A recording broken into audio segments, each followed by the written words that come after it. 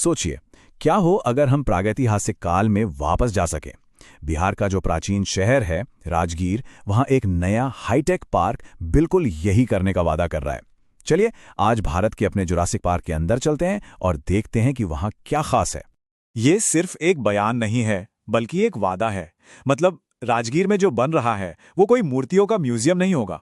ये एक ऐसा एक्सपीरियंस बनाने की कोशिश है जहां इतिहास सचमुच दहाड़ता है। तो आखिर क्या है इस इतने बड़े प्रोजेक्ट के पीछे?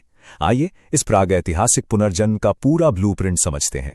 22 करोड़ रुपए, ये सिर्फ एक बजट का आंकड़ा नहीं है, ये एक बहुत बड़ा दाव है।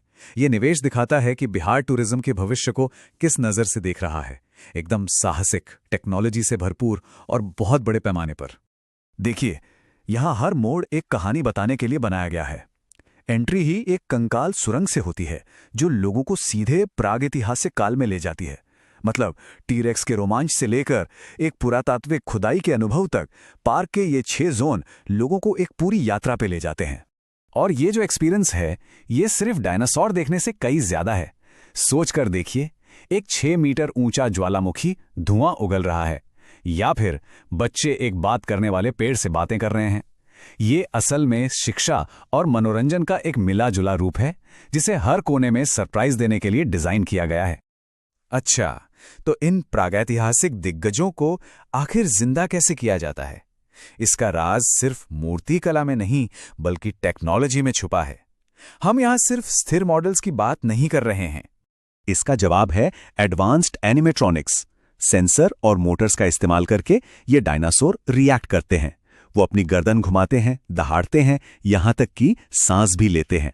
जब कोई उनके पास आता है तो वो उसे देखते हैं, और इसी से अतीत और वर्तमान के बीच की जो लाइन है वो धुंधली हो जाती है। और असलियत पर जो ध्यान दिया गया है वो कमाल का है। सिलिकॉन से बनी त्वचा ऐसी है कि बिल्कुल असली लगे। और पार्क का जो स्टार अट्रैक्शन है, 15 मीटर लंबा डिप्लोडोकस, जो पेड़ों के ऊपर तक ऊंचा खड़ा है, उसका स्केल तो बस देखने लायक है। लेकिन ये डायनासोर पार्क कोई अकेली परियोजना नहीं है। ये तो एक बड़ी पहेली का बस एक हिस्सा है। राजगीर के लिए एक ऐसी स्ट्रेटेजिक सोच का हिस्सा जो इसके इतिहास से कहीं आगे तक जाती है। यहाँ बड़ा आइडिया 3 अलग अलग दुनियाओं को एक साथ जोड़ने का है। एक तरफ प्रागैतिहासिक मनोरंजन, दूसरी तरफ जीवित वन्य जीवों का संरक्षण, और तीसरी तरफ आधुनिक रोमांच।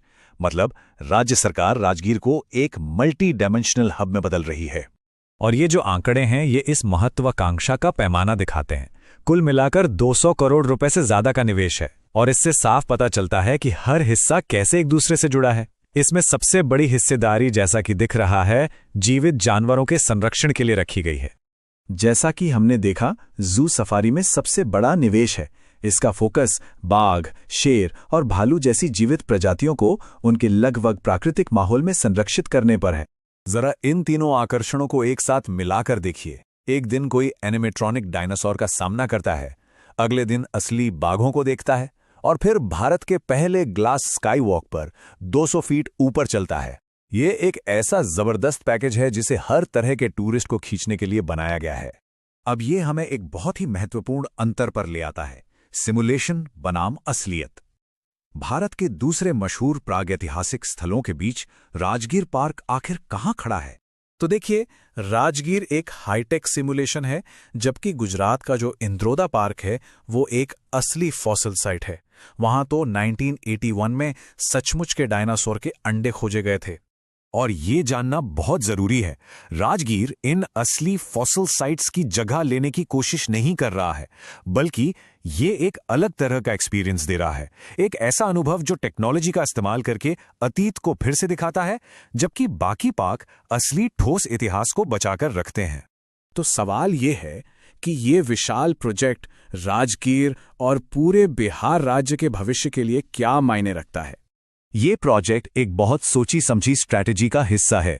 ये राजगीर के शानदार अतीत को, जब वो मगध साम्राज्य की राजधानी हुआ करता था, 21वीं सदी की टेक्नोलॉजी और एंटरटेनमेंट के साथ जोड़ता है। और इस बदलाव की रफ्तार देखिए, सिर्फ कुछ ही सालों में राजगीर में 3 बड़े अट्रैक्शंस जुड़ गए हैं। ये एक सोची समझी और बहुत तेज गति से की गई तरक्की है, जिसका एक ही मकसद है, इस इलाके को एक बड़े टूरिस्ट डेस्टिनेशन के तौर पर फिर से स्थापित करना। ये सिर्फ मनोरंजन से कहीं ज्यादा है ना? ये इस इलाके के लिए एक पूरी नई कहानी गढ़ने जैसा है, एक ऐसी कहानी जो 6.5 करोड़ साल से भी ज्यादा फैली हुई है, मेसोजोइक युग से लेकर मौर्य साम्राज्य तक और अब आधुनिक इनोवेशन तक। राजगीर का ये प्रोजेक्ट एक बहुत ही दिलचस्प सवाल खड़ा करता है। जब इमर्सिव टेक्नोलॉजी इस तरह से ऐतिहासिक पर्यटन को नया आकार देगी तो भविष्य कैसा होगा? ये हमें सोचने पर मजबूर करता है कि आखिर आने वाली पीढ़ियां उस बारीक लाइन को कैसे देखेंगी जो असल में था और जिसे हमने फिर से बनाया है के बीच होती है।